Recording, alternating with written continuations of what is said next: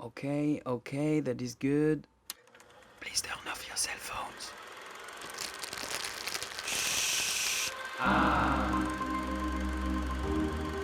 Hi everyone and welcome here for the latest Hollywood movies review. Today we have Spider-Man Far From Home. He's not Homecoming, he's not... Spider-Man. We said Far From Home, not at home. Far From Home. Look at the screen now. Anyway, I'll do whatever it takes to make the review of today and you'll know what I liked about the movie and what I didn't like about the movie. Not right now because obviously I need to clean up the screen. Right after. On-screen Spider-Man is the most represented superhero from the MCU, the Marvel Cinematic Universe. He has been featured 8 times on screen, 8 movies.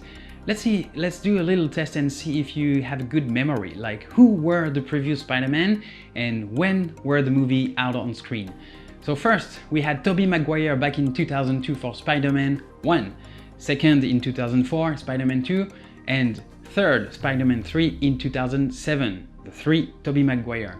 Then we had The Amazing Spider-Man 1 in 2012 and The Amazing Spider-Man 2 in 2014. The actor was Andrew Garfield, yes.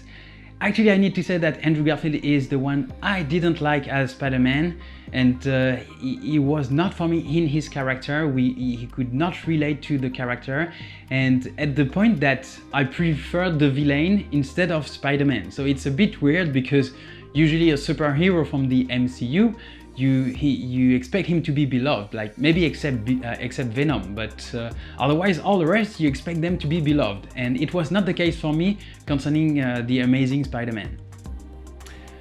Closed.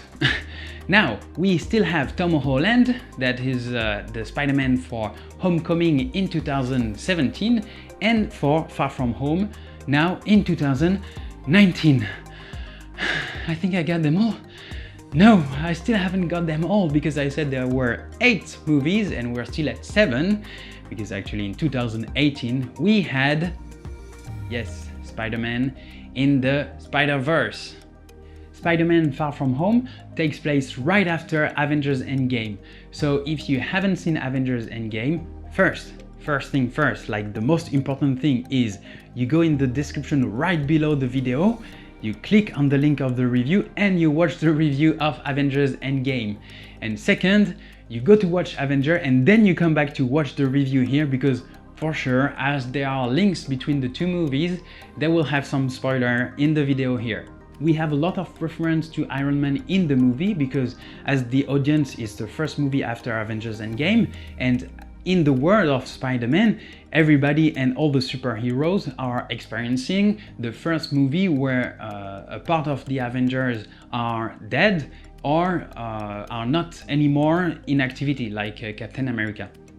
Yeah, they really could have named the movie Spider-Man / Iron Man because there are a lot of parallels between Spider-Man and Iron Man for sure. First, because actually Iron Man was the mentor of Spider-Man, so now Spider-Man does not have anyone alongside him to educate him as a superhero as Tony Stark was doing it back in Spider-Man Homecoming. So as Iron Man is not anymore here alongside Spider-Man, he feels the sadness, and we feel the sadness of Spider-Man all along the first part of the movie because he was linked. He got a bond with Tony Stark, and nobody else, not any other superhero from the MCU had this relation with Tony Stark at the same level of consideration.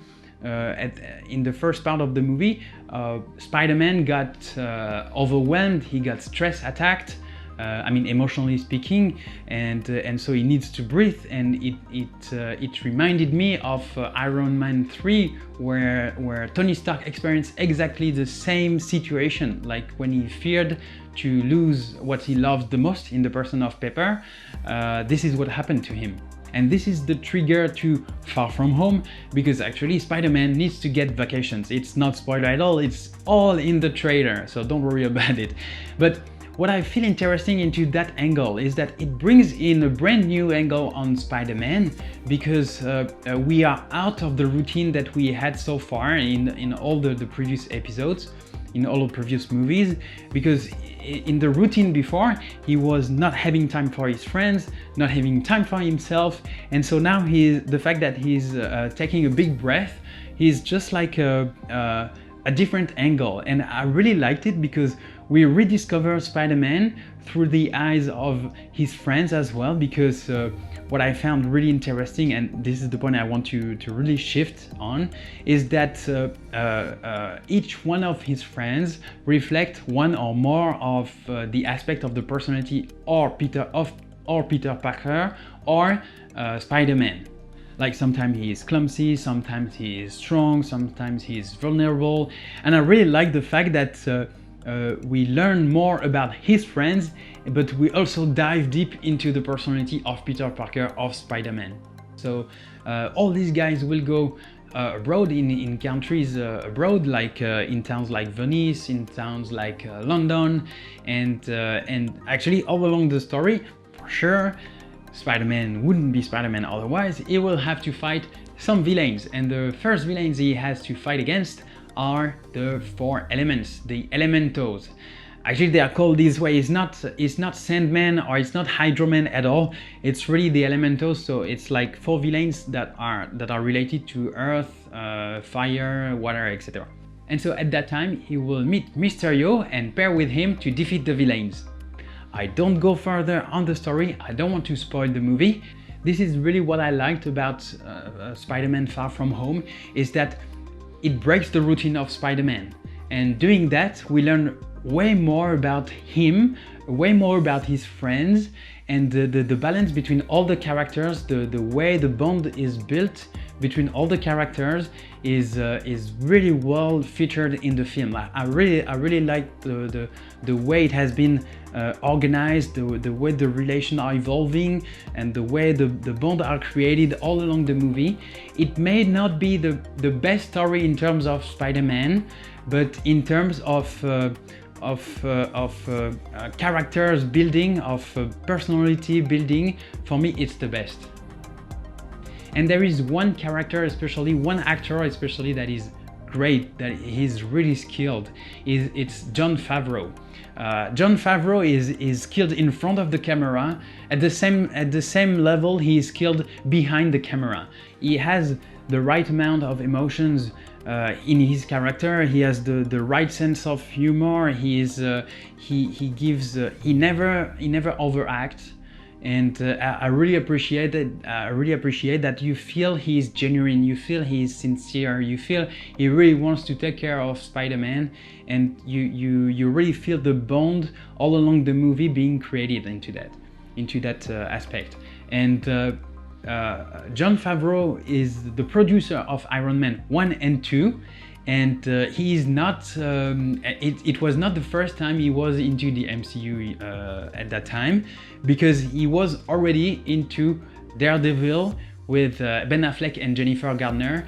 He was playing Frank Froggy Nelson back in Daredevil in 2003. So it's not the first, it's not his first attempt, and I really hope it won't be his last. And it's a personal wish I have now, is that as unfortunately now Stan Lee is not here anymore, I would like his legacy to be carried by him, because he has the right balance between all the actors, between all the franchises, all the stories. He has directed already movies, he has already directed Iron Man as well, as I said. So for me, I would like him to be at the top of the MCU right now.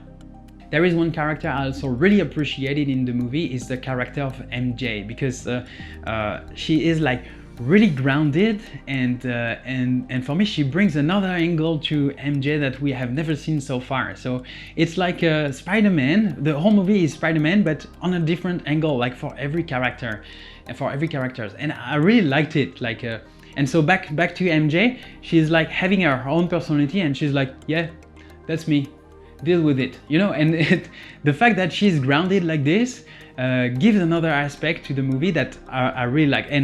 And she gets alongside with Peter Parker very well. So the chemistry is well done between the two ones, and the balance between the two ones is really well as well. I liked it. it's now time to discover the ranking of today with our new review.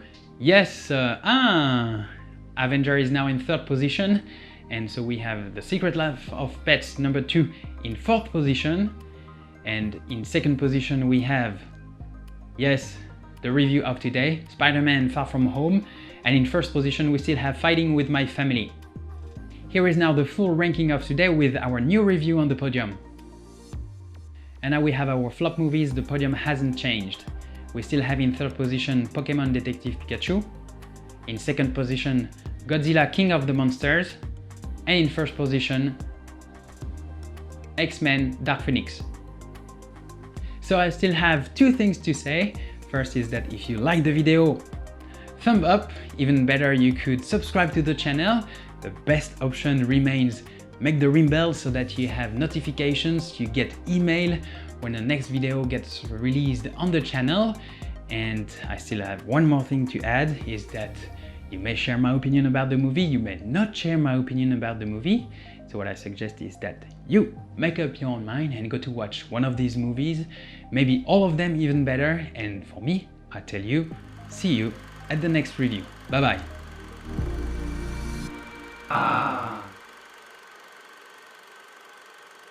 You can turn on your cell phones.